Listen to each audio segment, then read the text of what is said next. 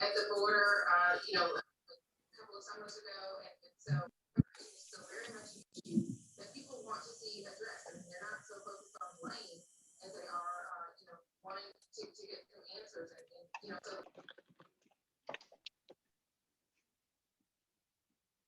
All right, hi everyone.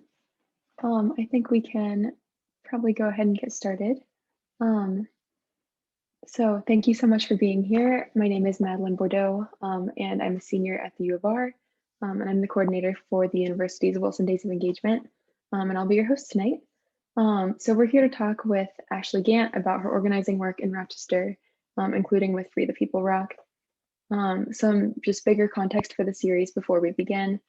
Breaking the Bubble is a community conversation series that addresses timely issues of importance to the local community and of interest to students and other members of the university community as well.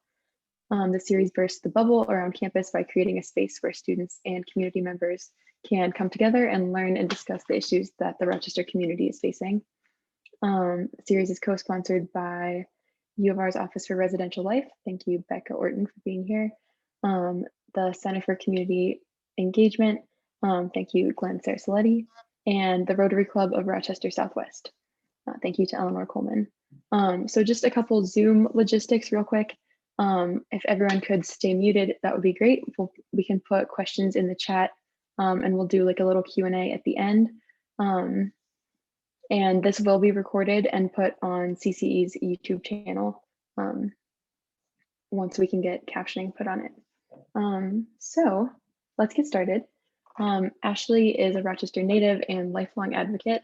Her roles include a mother, an organizer at the local chapter of the New York Civil Liberties Union, and the co-founder of Free the People Rochester. We are so grateful to hear, we're so grateful to have her here tonight, the day before the anniversary of Daniel Prude's murder. And I want to take the time to recognize all of the hard work that she has put into changing Rochester for the better over the last year. I also do want to highlight the university's involvement in Daniel Prude's murder. He came to Strong Hospital seeking mental health assistance, but was discharged without resolving his needs, which later left his family with no other option but to call the police for help. So I will turn it over to Ashley in just a minute, but first, let's take a moment of silence to honor Daniel Prude, and we'll use that time to honor his memory and imagine a world where mental health crises are seen as such and where communities can provide support outside of systems of oppression. So if everyone could mute for just a minute.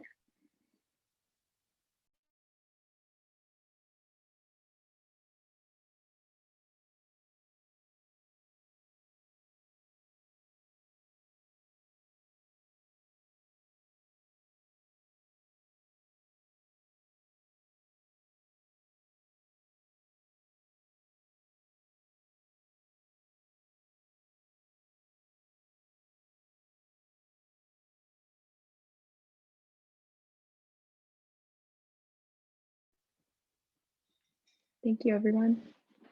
And with that, I will turn it over to Ashley. Hi, Ashley.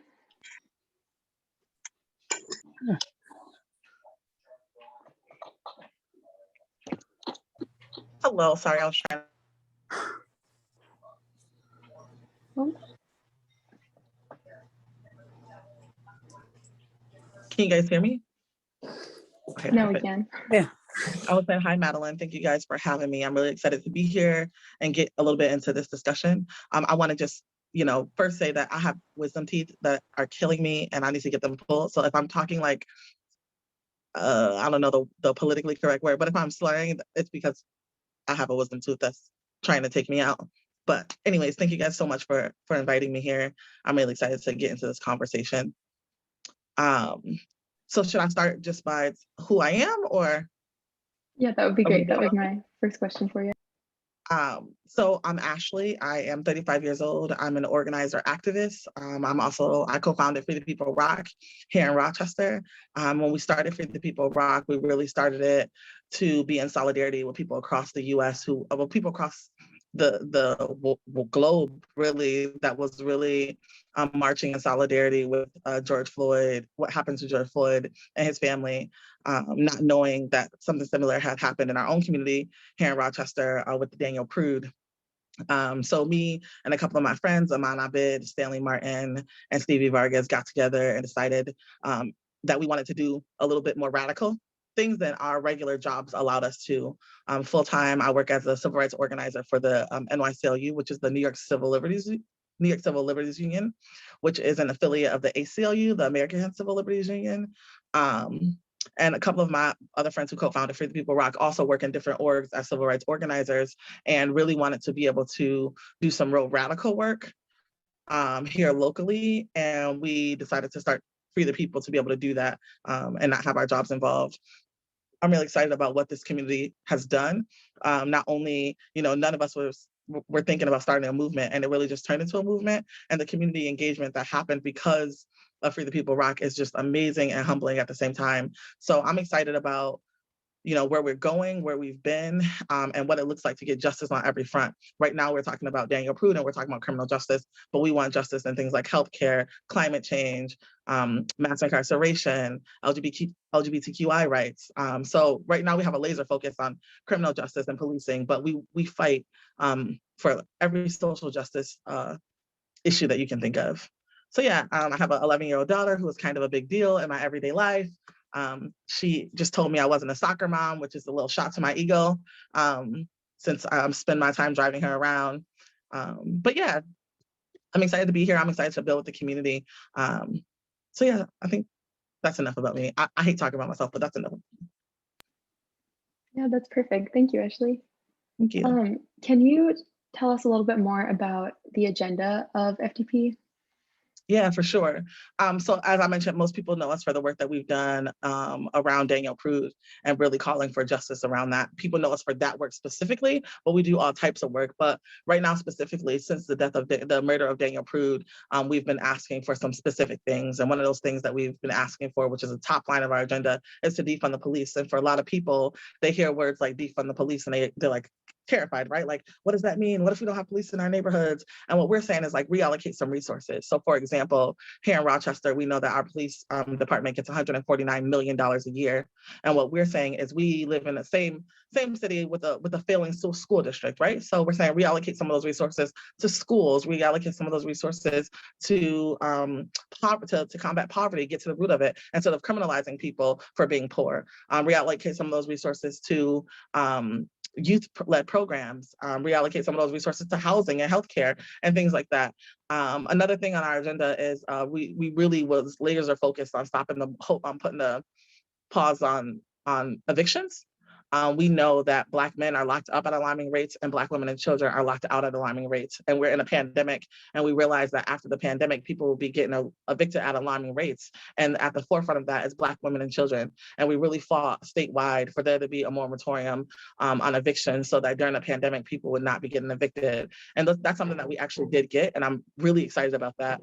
Something else that we wanted is to get SROs out of schools. So SROs being specifically police officers. And what we did is we had tons of youth ambassadors come and join us over the summer and last year. And we asked them, what do you guys want to work on? Because what we want to make sure is that like while we're raising up leaders, we're not giving them agenda items from us, but we're also following the lead and letting them know that in their sphere, they're the leaders. When we talk about schools and educations, kids are the leaders. And sometimes we have to take a step back and be willing to follow. So what we did is ask the kids, what are things that are important to you? And like every kid, including myself when I was in school, the number one thing the number two thing was we just showed them to organize. They were and the kid like that work. So that's one thing we work on. We also do things like security, and of the organization who's going to deliver groceries to your house, or who's going to allow you to go shopping on Instacart and have those groceries delivered to your house. Or if you're having a housing insecurity, we might figure out how do we crowdfund to raise money so that we can, pay people's rent so that they're not evicted or they're not even going to court, or that's not messing up their credit during the pandemic. We also do things like bail people out of jail, right? Because we believe that mass incarceration is slavery. And me personally, I don't believe that anybody in city court downtown, which is like misdemeanor crimes and going to jail or prison. And what we see that here, especially in Monroe County, people are going to jail for not being able to pay their tickets. People are going to jail for stealing Lunchables and sardines. And for us, that's like criminalizing poverty. So we want to really get to the root of that. And then the biggest thing that's on our agenda, well, one of the biggest things is Daniel's Law, right? We do not believe that police officers should be handling mental health calls. So over the past months and the summer, we spent the summer marching and protesting, and we spent the winter writing legislation to put on the floor so that we do not have police officers answering mental health calls, and instead we have mental health professionals answering those calls. We just put that legislation on the floor. It's called Daniel's Law, and we're really excited to build a campaign around it and advocate around it. We've been talking to our legislators, we've been talking to our majority and minority leaders. And what I will say is I worked really hard on bail reform, and it was like, it was a journey. But this Daniel's Law across the state has a lot of excitement and momentum behind it, and people are really trying to figure out how they can get behind it and help. So that's like one of our laser focuses as Free the People, to get Daniel's Law legislation passed, to really make sure that we are protecting people who are in the mental health crisis when police are being called. I'm sorry, I feel like I just ramble on and on and on. Please tell me, pause, stop, I got questions, I'm sorry. No, you're good. And that's what happens when you have a ton of different focus areas, which is awesome. So going back a little bit, you have been organizing for a very long time. What have you learned from your organizing experience this far?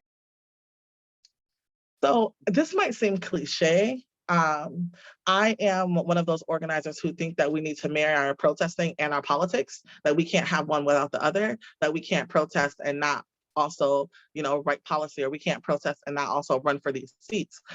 And what I've learned, the biggest lesson that I've learned is the power is with the people. Like always, always, always, the power and the currency that we have is always in the people. And that as an organizer and an activist, it is my job to empower a community that has been disenfranchised and marginalized for so long. And when we do empower them, like, it is amazing what we can do together. So yeah, the power is in the people, always, always, always, and that is always the priority. For sure. Thank you. How do you restore yourself amidst this ongoing struggle for justice? So that's a good question. I feel like every single time I'm in one of these discussions, that's like one of the number one questions. And I'll say that I'm learning, right? I don't have this down packed. And I think that women, period, especially moms, like we're always in the process of learning how self-care and learning boundaries and learning when to say no. And I think over the last couple of months, the number one thing that I'm learning is that the world is not going to fall apart if I take a step back. Like this is not on my shoulders. Like I can take a step back and things can still move forward. Number one, so I'm learning to say no and like not think like, oh my God, if I say no, everything's going to come to a standstill. Like, who am I? I'm one person. And there's so many people doing this work. So me stepping back, one, it's okay. And then two, like, for me, the quality of a good leader is to be able to step back and let other people step in and lead well. The other thing is I have an 11-year-old daughter, and we watch movies together. My daughter's 11, but we have like, I don't want to say we have a friendship because it's like you have a friendship with your 11-year-old, but it's kind of like that. I told you guys the other day, she was telling me, I was telling somebody on the phone, like, oh, I'm just dropping my kid off. I'm a soccer mom. And she's like, you're not a soccer mom. I don't see you handing out t-shirts and water bottles. So like just joking with her back and forth, making sure that I like carve out that time to spend with her, to spend with my partner, is ways. And foot massages, always foot massages. I do that probably twice a week. I was gonna say don't tell anyone, and I just said that in front of everybody. That sounds so bougie, but y'all, when you're out here marching, it is necessary. So foot massages and learning when to say no. That's awesome. Thanks, Ashley. Thank you. One more thing too. I'm sorry, let me add. So like one of the other biggest things is like, I'm a Christian. I go to church. It's a big part of my life. Like I love God, and like being able to have my faith in this work has been really, really big, and a really big part of like self-care, being able to know that like all the shenanigans is happening over here, but I know that on Friday or Wednesday, I can go to my church and be with my community, and I know I'm going to find solace there. So that's been really big too.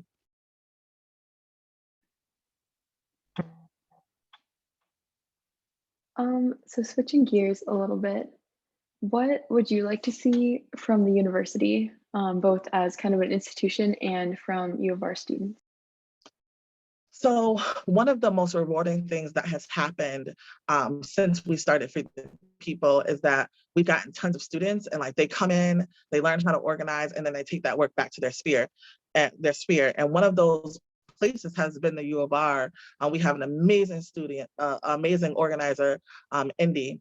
And she was able to go to the U of R and start the Abolition Coalition, and to see the things that the students at the U of R have done with the Abolition Coalition has been amazing. It's been just like amazing just to see the work that they've done. I've gone to some protests that the students at the U of R have planned. There was one protest in the summer where they marched on Strong Hospital, and I showed up and I was like, I don't have to do anything. This is great.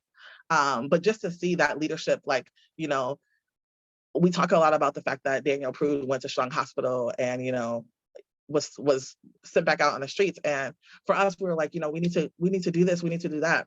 But I will say during the summer, it's the students from the U of R, like they came and was like, listen, we know we haven't, you know, our university hasn't done the best, but we're here. What do we need to do?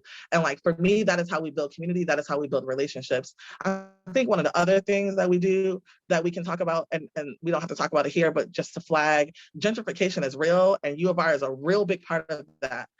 And just being able to have those conversations. I know that the U of R is creating some initiative boards and advisory boards for people to sit on. And a lot of those boards have like council members or like, you know, people who are in the community but don't live in the community, are not impacted by what gentrification has done. So for me, I'm like, if you're gonna do, like, let's not just create boards, let's not just create advocacy meetings, but let's actually staff that with people who are directly impacted, and don't just have them there to say, oh, we have people directly impacted, but we actually listen to hear and to like turn that hearing into action, number one. And then two, and this is like something that can happen across universities, across hospitals. We need to employ more Black and Brown physicians. Like, I can't drive this home enough. I heard a nurse at Strong Hospital say, no matter how many policies and procedures that we have in place, if we don't have Black and Brown physicians and nurses, Black and Brown people will die. And I feel that so deep in my heart and so deep in my spirit. And I'm not even a physician. My best friend is a doctor, and I feel the weight of what it takes to like inspire kids, inspire young people, and like do the work to go to universities to make sure that we're like having diversity and equity in our workplace. So that's one thing. But if I had to pick one thing at the forefront, gentrification, and like what U of R is doing to talk about that, and to make sure that some equity is happening while they like taking over our streets, because it's literally what's happening. No, it definitely is. And there's been, I think, a lot of student interest on campus in having that conversation, which is good, but it needs to translate into actual actions. Yeah. So on that topic, what have you, I don't know, learned about transferring the momentum into actual tangible change over? So one of the things that I will say, and I always say this, right? Every single piece of the pie is necessary, right? We need to march, we need to write policy, we need to sing, we need to dance, we need to dig for joy, and then we also need to hold elected officials accountable. But what I'm learning is that if we only march, or if we only protest, or if we only write policy, like we have to do the art of doing everything at the same time. Because if we only do one of anything, then we drop the ball. And like action is not just in the streets. Like for me, what I noticed is like a lot of people come to the protest, and a lot of people want to be able to say like in 20 years, like I was at the protest, I did this. But like if we just protest and change policies, like for one of the things that we talked about when we heard that these officers weren't going to be indicted in the case of Daniel Prude, we weren't surprised, right? And I was like, we can go and we can march every single day, but if we don't write policy, if we do not write legislation that change policies and procedures that protect officers, we are doing a disservice to generations to come. So for me, it's like turn your protesting into action by also writing policy. Turn your protesting into action by like not only holding elected officials accountable, but when they don't do what's in the best interest of the community, don't like vote. Like it's important not to just do one thing, you know? A lot of people are so disenfranchised, and I don't blame them. Like I understand that they're like, oh, I'm not gonna vote, I'm not gonna do this. And I'm like, guys, local elections are more important than presidential elections for me. So like, how do we how do we translate marching in the streets to actually go into the polls? Or how do we empower a community of folks who feel like, you know, these seats or these offices are for like lawyers and doctors? Like, how do we empower a generation to let them know, like, you can also run for office? City council has 5 seats coming up. Which one do you want? County ledge has 37 seats coming up. Which one do you want? Like, how do we empower everyday people? There's a phrase that says the people closest to the problem are the people closest to the solutions. And I believe that everyday people who are impacted by these systems should be the people sitting in these seats, should be the people running for this office, should be the people at the table when we're writing laws and we're writing legislation and we're writing policy. So yeah, my answer is you can't just do one thing. You have to do everything at the same time. And it is exhausting, but it's necessary. Thank you. I think kind of going off of that, what do strong communities look like to you? Oh, that's good. I always say that, like, we're fighting for the world that we want our kids to live in and we want our grandchildren to live in. And the things that we ask for might seem really, really, really radical and seem really, really far-fetched, but it is our responsibility to create the world that we want our people to live in. So for me, a community, just and a safe community looks like a place where people are happy and we're not fighting for a livable wage. People are not working 3 and 4 jobs just to pay their bills. Everyone has access to healthcare. You know, housing is a human right. People aren't, you know, getting evicted or, you know, living paycheck to paycheck, terrified that they might not have enough money to pay their rent next month. There's no like food insecurities that Black and brown folks would not live in food deserts, which is literally what it is. We would have access to healthy food. We would have access to grocery stores. Also, like the other part of that is like joy. Like we would cultivate a atmosphere where kids are happy and there's not, you know, drugs and violence. And it just, you know, that when we look at our government officials, that they look like us. And I don't mean just look like us in color. I mean, look like us in experience, look like us, you know, and lived experience. There's just so many things that would create a safe and a just community for me. But the other thing is like an empowered people. If we empower people, like if we just start there, like I feel like we can change the world. I used to organize around the Fight for 15, and the Fight for 15 was really telling fast food workers, fighting for $15 an hour for fast food workers. And as an organizer, when I would go into McDonald's or Burger King, it would be so many employees who were like, we don't deserve $15 an hour. We're just flipping burgers. And like, we have people so disenfranchised and people so hopeless and people can't see past today. If we could create a community where people weren't so marginalized and disenfranchised and hopeless, that would be like top notch for me.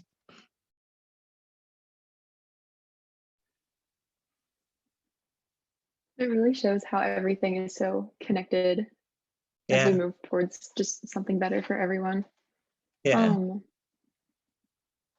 Could you talk a little bit about the Police Accountability Board and its role in moving the agenda forward? Yeah. So I'll say, like, I feel like the Police Accountability Board is not my forte, but I'll talk about what I know for sure, and then give you an email address for somebody who's actually on the Police Accountability Board who can give you more information.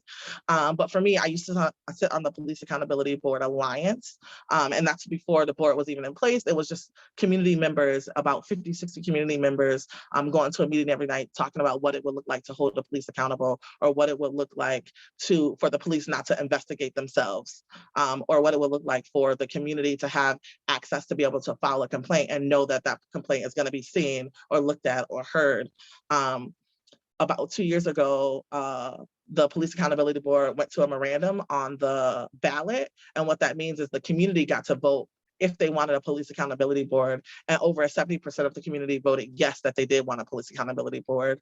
What we are finding now that the Police Accountability Board is in place and they're like just getting started, one of the things that they're fighting for is disciplinary power. They get complaints every single day because people know about it now, so there's tons of work that they're doing. But what we have in Rochester is them not having disciplinary power. So they can do all this work, they can do all this investigation, but if they don't have disciplinary power, then what? So what we're fighting for as organizers is for them to be fully supported and fully funded so that they can have disciplinary power. They're currently in court right now. They're also fighting with the city, and that includes city council, for them to be able to work effectively. I know that the members that are on the Police Accountability Board are working really hard, and they're working for free, and they're putting blood, sweat, and tears into every complaint that they get, and trying to make sure that they're transparent and doing the job that the community fought for them to do. What we're doing as activists is really trying to raise some noise about it so that people can know what's going on, so that we're all fighting for the same cause. And number one with them is to get them fully funded. I don't know much about them, but Shawnee Wilson, who is the president of the Police Accountability Board, I can put her email address in the chat, and she's always willing to answer questions, dive in deeper to like what they do, what their 5 pillars are, et cetera, et cetera. Thank you so much. I think we'll do just a couple more questions here, and then we can open it up for Q&A with everyone. It looks like we've already gotten a couple really good questions in the chat. Do you have any favorite like tactics or tools that you use in your organizing as you're trying to approach it from every angle? So yeah, I feel like I'm probably going to say this a lot, but the number one tactic, no matter what table we're coming to, no matter what cause we're fighting for, the number one thing is to find people directly impacted by that issue and to take the lead from them. I always think that that's the best way to go on whatever issue. Right now, tomorrow is the anniversary of Daniel Prude, Daniel Prude's death, and as organizers and activists, we were talking about what we wanted to do. You know, we wanted to have a day of actions, but no matter how great we thought our ideas was, our responsibility was to sit down with the Prude family to see what they wanted and to follow their lead. And that's what we've done. And I think no matter what we're organizing around, we always need to be following the lead of the people that's directly impacted, no matter how brilliant, no matter how talented, no matter how long we've been doing this work. Like, our job is always to lift up the most marginalized voices. And when we do that, we have to take the lead, and we have to be here to listen and to learn and to follow. So that's number one. Another tactic is that's organizing. But another tactic is so for example, when we're writing policy, right? So we just wrote Daniel's law legislation and we want to push it. One of the things that we're doing when we write policy is to figure out, okay, we wrote this legislation. Who's going to be the people that's coming against this legislation? Let's sit down and talk to them. Who's going to be the people that support this legislation the most? Let's sit down and talk to them. When we're talking about Daniel's law, it's statewide legislation. So it's not just Rochester, it's across New York State. So what we needed to do is sit down with mental health advocates, people who are directly impacted, organizers, families of people across the state to say, we know this legislation might look different in different municipalities. So how does this affect where you are? Do you think this is the best route? You know, making sure that we include everybody's voices instead of our own. Daniel Prude is something that happened in Rochester. And if we aren't careful, we can make sure, if we're not careful, we will end up dictating what the rest of the state looks like. And we don't ever want to do that. We want to make sure that we can be the lead on something, but we're always widening that table so that people can sit at it and we can be thought partners together. So there's that. And then also another thing is people see us protesting, and sometimes the energy is so high, and sometimes people's emotions and feelings are leading the way. But in the midst of all of that, I also feel like it's our responsibility to cultivate some joy. You know, we have a lot of kids, we have a lot of students that's coming to our protests, one, to participate, but also to learn, also to get involved. And we want to make sure that while we're marching, we're also cultivating joy, because this work is grueling, it is overwhelming, and it is exhausting. And sometimes you have to dig deep every day for fresh grace. And in order to do that, you have to make sure that you're deliberate about creating moments of joy so that, we can keep going. So yeah. I don't know if that answers your question. Again, I could just go on and on and on, so I don't want to ramble. Yeah, that's great. Thank you. That definitely does. I think one more question and then we'll open it up to Q&A. Okay. What has been your proudest moment or thing that made you the happiest in your organizing? So I'm going to be transparent with y'all and honest, like I always am. One of the things that happens, and this in Rochester, because I've organized in a lot of other places. But for me, especially when we're out here protesting and we're calling, different demands, what we find is we can get a majority of for me, I'm like, this takes all of us. It's not just about black people. It's not just about white people. It takes all of us to do this work. But for me as an organizer, I'm like, I'm marching for racial justice. How do we get our folks to come out? And people are so bombarded by so many different issues, right? It's hard for people to think about bail reform or Daniel's law when they don't know what they're going to eat. Or it's hard for people to think about showing up to a protest when they don't know if they're going to be able to pay their rent. Or, one time I went to somebody's house to do a survey to figure out what was the issues most important to them. And a mom came to the door. She was a single mom. She had 3 kids. And she was like, do you want me to do this survey? I got to cook dinner. So the next her house, but I came with 2 pizzas. This thing, like this, and I hope to neighborhood. There are moments we would be on Jefferson Avenue, we would be, talking or listening to music, dancing, or, doing a teaching about what it means to defund the police. And when we would start marching, we would see kids running on their porch begging their parents if they can march with us. Or we would see them waiting on their porch for us to come to Jefferson that night, waiting to see what we were going to do. And like, just bringing hope, that type of hope to the community, and seeing how the community worked together. When we were on Jefferson Avenue, people were opening up their houses to us that we didn't even know, so that strangers could come use their bathrooms. People were making sure they had water and food that they so things like sometimes because you create it for the people, or I don't even like how that sounds, but because it was, because we started it, people see us as the leaders, people see us as the visionaries. And to be able to know that like the protest started at 7, I'm probably going to get there at 8, but the show is still going to go on. Like the neighbors will come out their house and they would start the protest, they would get the mic and they would start talking about their experience, or they would start singing, or they would start, doing a moment of silence. And these weren't seasoned organizers. These were people who just lived in that community, but was able to like jump in and say, I have a place here. For me, that was the most fulfilling part of the entire summer. But when we're talking about like work, the other part is like when we get wins, there's so many losses that when we get the wins, like we want to be able to celebrate those. So getting Daniel's law legislation on the floor was fulfilling. Being able to get SROs out of school was fulfilling. Being able to see the police chief resign was fulfilling. Being able, to pass bail reform after 4 years is fulfilling. But the most fulfilling is to see the community get engaged. That totally makes sense. I think everyone felt that sense of just everyone coming together this summer. Yeah, for sure. I think there were times too, because we were together every single day in the summer, when we stopped protesting and we started writing legislation, you saw the like loss in the community. People were like missing that community that we like kind of created, and to be able to out of the blue to say, hey, we're gonna meet here, and like, no shade, but I've been losing weight protesting, so like, can we start walking together so I can like keep it up? And to see people like show up and like ready, or like, hey, let's meet at the Liberty Pole. We're not protesting, but let's order some pizzas, bring a boombox and talk up the Liberty Pole, and to see so many people show up just because of the community we created is like amazing. Okay, I'm gonna be quiet now. That's it. No, thank you. I think unless you have anything you want to add, we can maybe switch to Q&A if people have questions. For sure.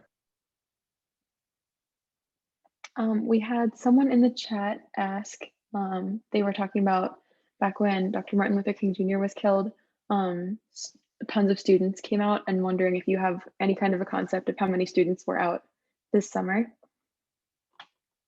So I don't have like a concept of how many, but I cannot tell you every time I've spoken at the U of R or Brockport or Geneseo, every single time I go into a classroom, I'm like, oh, I've seen you at the protest. I've seen you at the protest. I've seen you at the protest. So I don't know how many students, but I know that every single time I'm speaking at a college, that there's tons of students in the class. I know that my Facebook friends have gone up over 2,000, and a lot of those like are students. And then the Abolition Coalition, just, I show up to one thing that they're doing and it's tons of students. So I don't know how many, but it's a lot. That's awesome. All right, Kira, I see you have your hand raised. Here we go. Okay, hi, sorry. It is pronounced Kyra, but great job. It's a 50-50 shot. Okay, so I had a question. So I have a job. It's actually for the Center of Community Engagement, our program called LEAP. And we work with little kiddos in the Rochester School District, and we kind of are an organization used for building up the kids. So when you were talking about like resources need to be allocated into the school system, I completely agree. It is a gruesome job to be knowing some of the things that these kids are dealing with just on top of trying to make it through school. Yeah. But recently we had a training where they were trying to teach us about privilege, and they did it absolutely horrible. Like, it infuriated a lot of us as students who are very progressive and very involved in this movement. And I would love to hear your opinion on how we should be teaching privilege and like how we should go about this. And I would love to take this back to my employer because it infuriated a lot of us the way that they went about handling this. So thank you, Kara, for that. So let me just say, I want to say I've never taught about privilege, but I'm always speaking at protests. So maybe I have, and I just,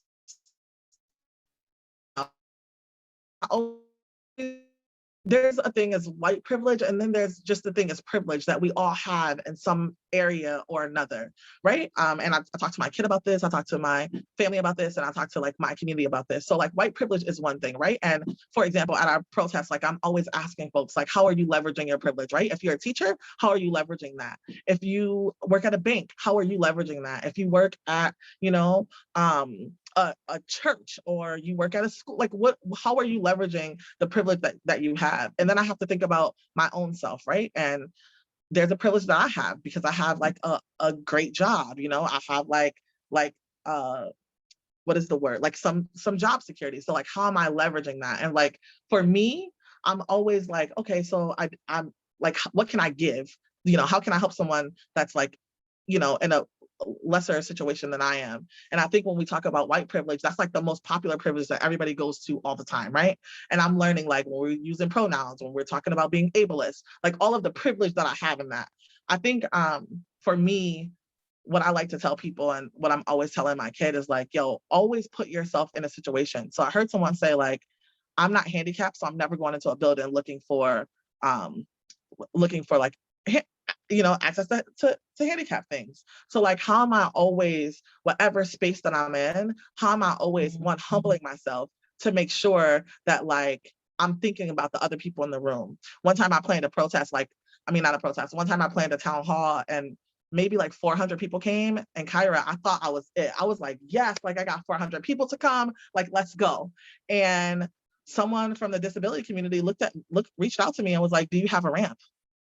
And for me, like, I'm like, I never even thought of it. I never even considered it. And I was thinking, I don't know anybody that's coming with a wheelchair. But like, I think leveraging your privilege and always thinking about it is like, takes some humility, takes you always humbling yourself to say, let me think about other people. Let me think about how this is going to impact other people. Let me think. I was just in a crowd the other day, and I was talking about like my job. I was so tired, like, oh my God, I'm so tired of working. I need a vacation. I needed this. And I realized that I was in a community of people who like have been looking for a job for the last year and can't find a job and don't know how they're going to buy groceries or pay their rent. Like, how do I leverage that? And I think like we always talk about white privilege, but I think that's like that's the easy way. That's like, and I'm not saying it's not important, because it is, but I think the responsibility is on us all. And like, all of us need to take a step back and realize, how am I leveraging the privilege that I have? And we all have it. It doesn't matter what color we are. It doesn't matter our social economic status. We all have a privilege. And like, how am I leveraging what I have for the betterment of the community? I don't know if that helps. You're on mute. Sorry, it's like the host can only unmute you. No, that was a wonderful way of putting it. If I'm being honest, I had never thought about that as a way of teaching, is like having you sit there and be like, okay, recognize what you can give, not necessarily what you don't have, but recognize what you can give and build on that. I had never thought about that. And that's something like definitely needs to be addressed, especially with teaching the little kiddos that we have, is like, we do all have something to give to them. And it's our job to kind of like build on their strengths and build on our strengths and work together. And that's a beautiful way of putting it. Yeah, I think too, so I have an 11-year-old daughter, And when I was in high school, middle school, all my friends were white. And somebody asked me the other day, when did you realize you were Black? Like, when was your first experience where you realized you were Black? And all my friends were white. And it wasn't until a situation happened when we were all together after school. And I was like, damn, like, I'm the odd kid out here. And I think like I don't want my daughter is one of the only kids in her class that is Black. And I don't want her always living in the shadow of like this white privilege thing, right? It's a thing and it needs to be leveraged. I want to say that. But also like we all have something to give. And if we're talking about creating the world that we want to live in, like we have to, like love has to lead the way. And we always have to think through the lens of like, what am I? Like, I'm not responsible for you. I'm not responsible for the person next to me. I'm responsible for what I'm leveraging. And if like, what am I bringing to the world? What am I bringing to this work? How am I lightening the load? You know, and that doesn't matter what color I am. Sometimes like, I don't want people to hear that and think like, oh, white privilege. No. That's a thing and it needs to be leveraged every day. But also like, we don't need to live in that shadow of white privilege. We all have something to give. And we all have something to leverage. And every single time we get an opportunity, we need to be given it. Like that is how we create the world that we want our kids to live in. Sorry.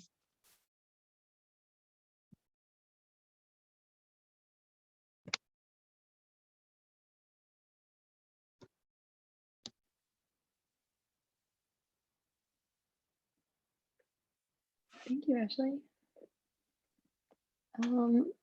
Any other questions?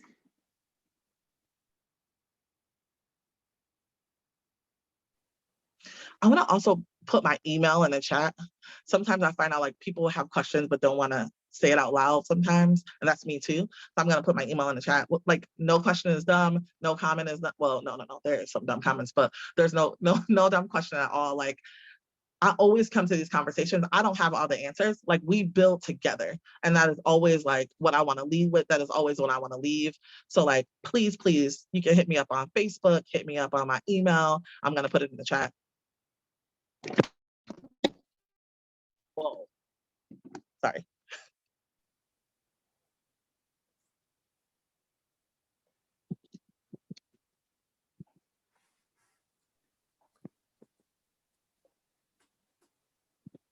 Ashley, thank you so much for speaking with us and sharing your passion and your ideas and your know-how for this work. I'm curious to know, I was so pleased to hear you talking earlier about complementing the important work that you're doing on the streets and organizing protests with action to change policies, and encouraging people to participate in electoral politics to change, to accomplish change as well. My question is, I wonder, you were encouraging people to run for office, locally even. I'm curious to know if you would consider that or are considering that, because I think you have a lot to share in that way. So thank you. That's like the number 2 question always. Like, are you going to run for office? So this time I thought about it. Honestly, I thought about running for city council and thought about running for mayor. But to be honest, I'm just like, you know what? I want to sip martinis this summer. Like, I'm exhausted. Like, it's necessary. And maybe one day I will run for office. But I spent my time convincing my comrades to run and helping out in any way I can to make sure that we get their races off the ground. So maybe one day, it's not something that I ever want to do. I will do it if I have to and if it's necessary. And it's necessary now, but I just feel like, you know what? I just want to spend the summer sipping martinis and traveling after COVID. And that's it. Maybe one day.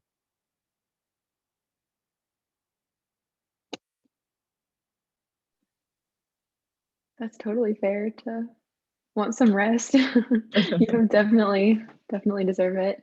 Not to put you on the spot, but if you want, do you want to shout out some of the people that are running that you've been working to get their campaign off the ground? Madeline, I was going to do that and I was like, is this inappropriate? So thank you. So Stanley Martin, Stanley Martin co-founded Free the People Roc. She is amazing. They are amazing. And they're running for city council in Rochester. Like, I wish I had my iPad so I could like put up each person's picture. But Stanley is amazing. They believe in co-governance. They believe in transparency and accountability. They believe in the housing as a human right. They believe in defunding the police, of course. Quality and a basic education, as well as healthcare rights. Then we have Britton Hargers. Britton is also running for city council. He is amazing, and he believes his slate is the same as Stanley's: housing, policing, reimagining public safety, and fair transparency and accountability. Then we have Kim Smith, who is also running for city council. Kim Smith just ran for Senate. She had 3 different counties to run in, and she only lost by 140 votes. And she is now running for city council, and it's really exciting. She also is on the same slate as Stanley and Britton. Then we have Mercedes Vasquez Simmons, who is running for County Ledge in the 28th district. That's like the Clinton Ave area. And Mercedes is amazing. She's hit the ground running, and we're really excited. We also have Anthony Hall. Anthony Hall is also running for city council. He's been at all of the protests this summer. If you Google or YouTube any of the protests, you'll probably see him giving a speech. He's amazing, and it's running on the same platform as Stanley, Kim, and Britton. And then we have Rajesh Barnabas, who is also an activist. He's really big in the arts, and he's running for County Ledge in the 4th district. And we're really excited about that. And then we have Camille, what is Camille's last name? I don't know Camille. I can't remember Camille's last name, but Camille is running for school board. I'm really excited about the fresh vision that she's going to bring to the school board, and her really no-nonsense attitude.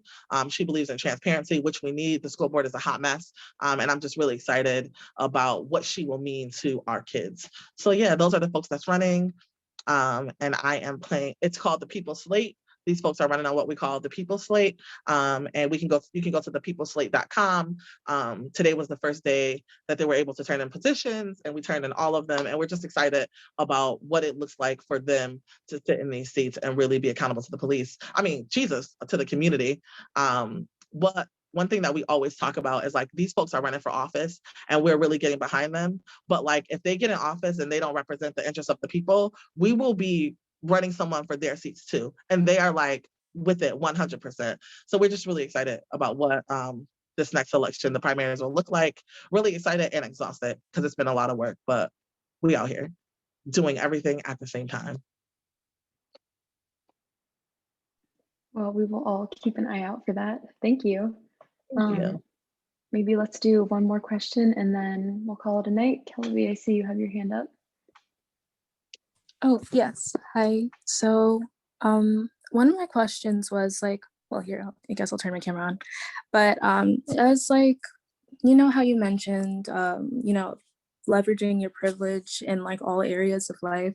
I feel like especially on our campus, it is, superficially diverse. And I mean, not superficially, but you know what I mean? Like, some boxes are checked off, and a lot of people come into certain positions within their own realms that they believe they have power in, but still it seems to be a little difficult for people on any level to truly like advocate for change and it be recepted like properly. So I guess my question is, how do you advise people of any demographic who's advocating for anything, but in this particular case, like, racial equality in any of their spaces? How do you recommend doing that in a way that can be like best received? Because like, even if you have the credentials and like the logic behind it, there's still something where I suppose like people might think that you're a little too attached to the issue emotionally to have like a valid perspective. Obviously that's a little specific, but I feel like that's one of the things I struggle with, is communicating things in the most commonsensical and impartial way to have the best impact I can in my own spaces. So that's a really good question. I think when you say how do you communicate in a way that is like, so first let me say, I always think the number one thing as advocates or organizers that we need to communicate with clarity so that anyone can understand what we're fighting for. I'm not the best person about like, how do you communicate? Because like, I'm usually on a bullhorn screaming at their jobs, at their houses, wherever they are, right? But what I found is the best way to communicate, because if people don't want to hear you, they're just not going to hear you, right? The best way to communicate is to build power. So maybe, for example, right, we have students and they're always like, well, how do we go to like the Board of Education and tell them that we, you know, want more lunches? And like one student going to the Board of Education and telling them they want better lunches is one thing, right? They can hear you, they can brush you off. But like the people that you really want to hear you is like the people that are impacted. So like, rather than going to the mayor or the police chief or the person on the Board of Education, my job is to go to the community. And if I get the community to make noise and I get the people who vote for these people, the people who pay these people, like for me, that is the most impactful way. So like, yeah, I can have a conversation with the mayor, I can have a conversation with the police chief, but like, we need the community at large to be having the same conversation. When we were fighting for bail reform, one thing that was happening is that downstate New York City is like really huge. So everything that was happening, all the noise that was being made was happening in New York City, right? And we were like, that's not gonna work. Like we need the governor to hear us. We need our legislators to hear us. So what we did is like, we had people, like we put organizers in every little municipality and we had people across the state saying the same thing. So everywhere Cuomo went, everyone was saying the same thing. Everywhere the majority leader went, everyone was saying the same thing. Everywhere the minority leader went, everyone was saying the same thing. So sometimes it's not about getting the power that be to hear you, it's about getting the community to hear you. And like they can't ignore the people that pay them. They can't ignore the people that put them in office. So like we have to find out who the stakeholders is and get the stakeholders to be saying the same thing. I don't know if that helps. It definitely does. Thank you. Can I just say this? Like, I feel like in a school or on a campus, the stakeholders and the people with the power are always, always, always the students. Always, no matter what, it's always the students.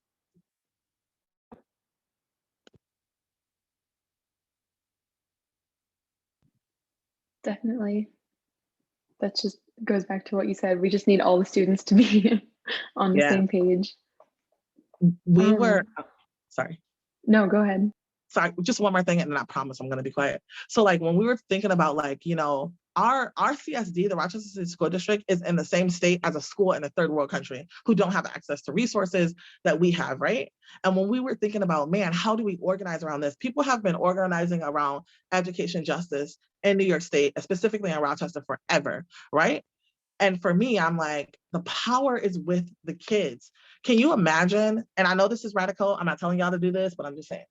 So like, can you imagine if we empower every student, every butt in a chair is $25,000 in the school district. Every single student is a $sign in the school district. Can you imagine if we empowered the students and we worked with community members, with churches, with community centers, with teachers, so that students did not go to school for like a month and they got, you know, tutoring at schools and church. Can you imagine the transformation that would happen in the schools?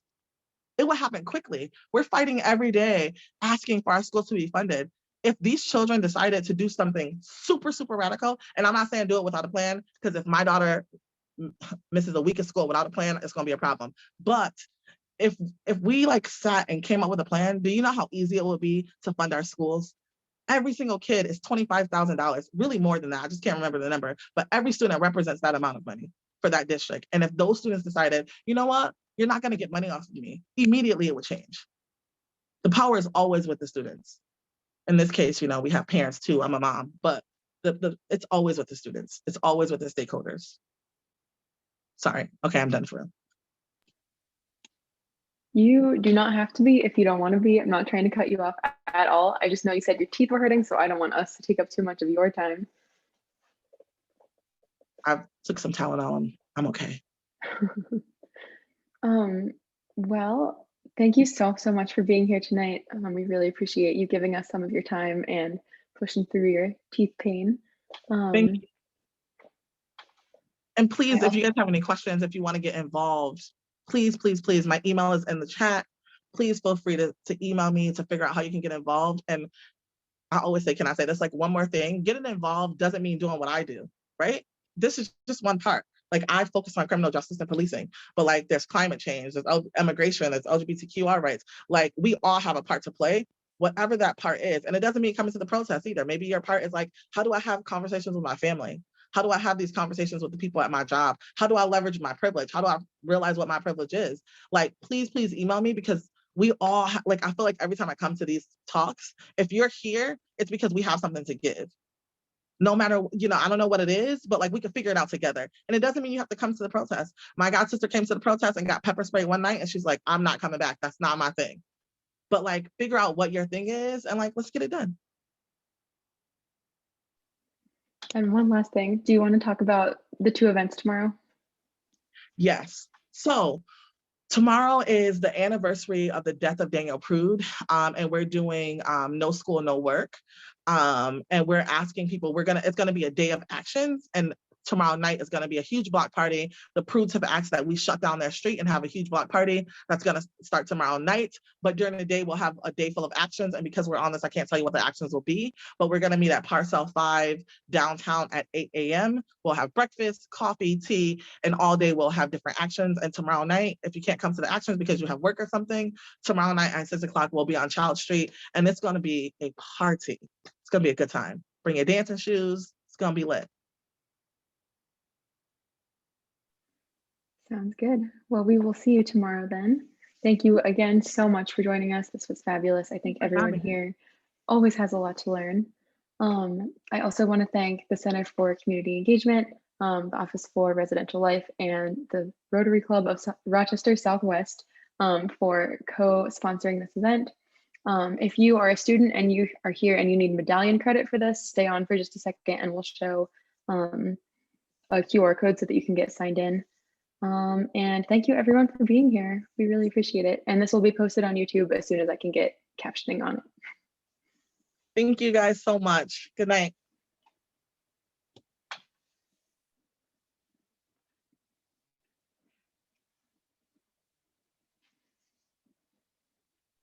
Hi, Madeline. Hi. Madeline? What's Hi. up? Hi, it's nice to meet you. I'm Julia. I'm actually a master's student at Eastman right now in ethnomusicology. I'll be finishing this semester. This was great. Thank you for hosting this with the organizations and the university. I just wanted to know what the medallion credit is, or if it even applies across campuses. Because I am completing a resume right now where I am trying to put anti-racist training and anti-racist work in there when I apply to jobs, but I don't know what that means, the medallion credit. Well, thanks for coming. Medallion is a leadership program for, I think it's just for undergrads. I'm not entirely sure about that. But they have a lot of leadership focused events. They have a couple different tracks. I think if you're looking for workshops, we're actually having one on Thursday about the 19th Ward Employment Exchange. If you're interested, we're having like a whole series through the Center for Community Engagement this semester. And you could also check out the Brigette Intercultural Center. They have a lot of different workshops and trainings as well. Sure. Sorry. Just writing this down. I can't write as fast as I can think. No, that'd be great. Yeah, I was marching with FTP last summer, like all summer, and that was just like a really transformative experience, I think, as a woman of color, but also like as someone who attends university in Rochester and has seen kind of the confluence and dispersal of the two communities at different points, and how that has kind of impacted, you know, like communities of color, Black people, Latinx people in Rochester, but also in the university, I think, as well, who kind of feel alienated or, you know, are receiving kind of racism in different contexts. So, so yeah, I was really excited that the university got Ashley to come speak. But yeah, I'll check out the Center for Community Engagement. Is that like, is there a website where I can see all those events? Just the Center for Community Engagement? Yeah, here, we always post stuff on our CCC page, which I will send you the link to. I also just put my email in the chat. If you want to just send me an email, I can send you a bunch of stuff, actually. That might be easier. Julie, I put the link for the Medallion Leadership Program in the chat there, and I apologize. I actually don't know if it's available for sure for Eastman students and for grad students. You said you're a master's student at Eastman. Yeah. That's terrific. So glad you're joined us here tonight, and hope you're able to come to other events. Are you connected with the Arts Leadership Institute at Eastman? I mean, sort of, like, we take some of their classes, but they've never really like branded themselves as doing this kind of work, and maybe they do, but we just don't hear about it. So I know Rachel Robbins, but I don't actually, we don't collaborate much across the departments, which we're trying to change. Evidently it's a slow process. But thank you for all the resources, and I'll be sure to, stay in touch and everything. I don't want to keep taking up your time. So thank you. And Yeah, thanks for coming. thank you. And I'll send you an email and